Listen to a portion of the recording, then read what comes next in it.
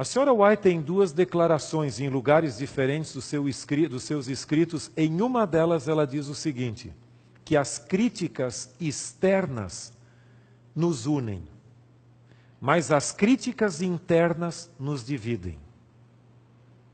E essa é a nossa fraqueza ou fragilidade. O tema que eu vou falar é a Igreja Adventista e os Ministérios Independentes.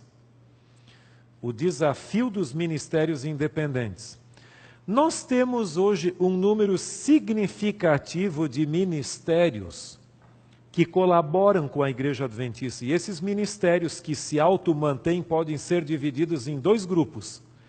Há uma linha de ministérios que apoia a Igreja no cumprimento de sua missão. Essa é a questão. Mas nós temos, por outro lado, também grupos de sustento próprio que são críticos da igreja. E, lamentavelmente, eu não vou, por questões de ética, mencionar nome de nenhum deles, que não é o nosso objetivo, mas só para que você saiba, porque muitas pessoas hoje estão pedindo, perguntando sobre isso. Esse grupo, os ministérios belicosos à igreja, ou de crítica à igreja, eles normalmente têm, em primeiro lugar, uma agenda dupla. Eles têm a agenda oficial, que é bonita. Não, nós apoiamos a igreja, nós estamos isso, nós temos isso e aquilo, tudo certinho. Esta é a agenda oficial. É aquela que você mostra. Mas além da agenda oficial que eles têm, existe uma agenda oculta que você nunca sabe. Quando a pessoa usa o púlpito, o sermão é bonito, é inspirador, é maravilhoso. Mas quando estão no recôndito de um lar, sozinhos ali, o discurso muda. Eu ouvi a alusão a um outro estado onde alguém havia passado por lá e ele disse o seguinte, pregou um sermão maravilhoso.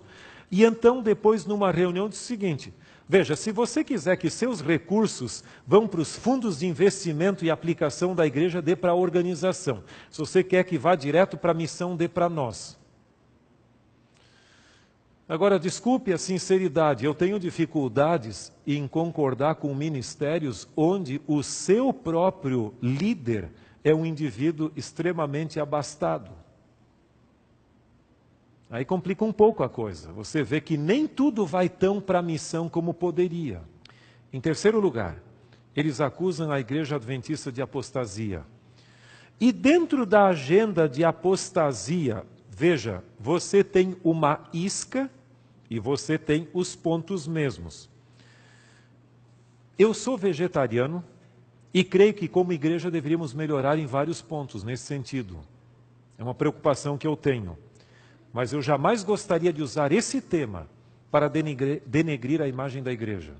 Acho que nós temos que, cada um, melhorar. A questão da música, nós não poderíamos melhorar em alguns segmentos a música, mas esses dois temas têm sido usados como ferramenta hoje de conseguir brecha, dizer, eu sou o salvador da igreja, a igreja está em apostasia, eu tenho propostas melhores do que a igreja tem. Você sabe que essa é uma questão que preocupa a mim e muitos demais, em como ajudar a igreja a melhorar, mas eu jamais deveria usá-lo como uma arma. Você vai encontrar hoje pessoas que falam que a igreja, ou acusam a igreja de apostasia. Se você pensa diferente, eu respeito, mas eu discordaria. Outros têm dito que a igreja adventista está em apostasia porque não crê na natureza humana caída de Cristo com o mesmo pendor para o pecado que eu e você temos. Meus amigos, pecado não são só atos. Porque o próprio texto bíblico de Mateus 15 e Marcos 7 diz que é do coração que saem os maus desígnios. E como dizia Lutero, não é porque o homem peca que ele é pecador, mas porque ele é pecador, ele peca. Então, ainda que eu não peque em atos, eu sou um pecador carente da graça de Deus. Do contrário, você é legalista, não tem outra saída. Agora, se eu coloco Jesus como sendo perfeito só por não ter cometido atos pecaminosos, mas tendo a mesma natureza espiritual e moral que eu tenho, A pergunta que eu lhe faço, e até hoje ninguém me respondeu essa pergunta devidamente, é a seguinte: se ele veio com a mesma natureza pecaminosa, com pendor para o pecado que eu tenho, por que que eu preciso de um Salvador e ele não precisa? Ele precisaria de um Salvador para ele mesmo. Porque pecado não é só atos, é uma condição na qual nós caímos. Então, meus amigos, nós temos que cuidar um pouquinho com isso. Não coloque a Jesus no mesmo pedestal como o nosso, que no fim você vai acabar ficando até sem Salvador.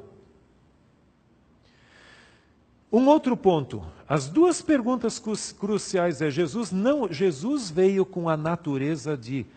Ele veio provar que Adão podia ter obedecido, e não que eu possa obedecer pelas minhas próprias forças, porque eu posso obedecer só pelas forças dele.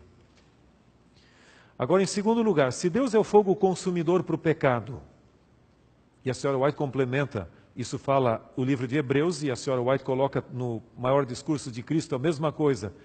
Se Cristo é um fogo consumidor para o pecado, como é que a natureza santa, imaculada, que é um fogo consumidor para o pecado, poderia coexistir com a natureza humana pecaminosa de Cristo sem consumi-la? Não faz sentido. Sabe, Jesus é muito mais do que eu sou. Eu não tenho nenhuma pretensão de ser igual a Ele no sentido, Ele é muito mais. Eu sou um indigno pecador que dependo dEle e de Sua graça para ser alguém na vida.